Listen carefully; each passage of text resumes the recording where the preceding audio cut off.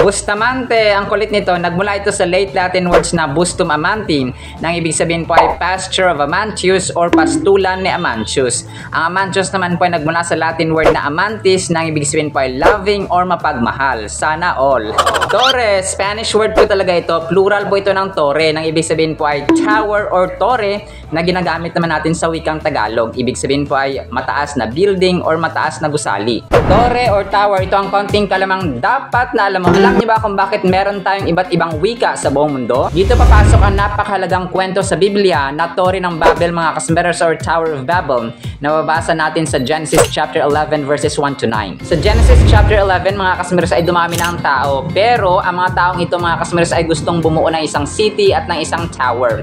Ang tower na ito ay gusto nilang maabot ang langit at gusto nilang maging famous or maging tanyag pa, mga kasmeros, sa buong mundo, which is equal to kayabangan or pride. So to cut the long story short, ay ginulo nung habang ginagawa nila yung Tower of Babel, mga kasembreros, ay bumaba ang espiritu ng Panginoon, bumaba sila, and then sinira niya yung Babel at saka binigyan niya ng iba't ibang lingwahe. Kasi iisa lang yung language ng mga tao at that time, so nagkakaintindihan sila.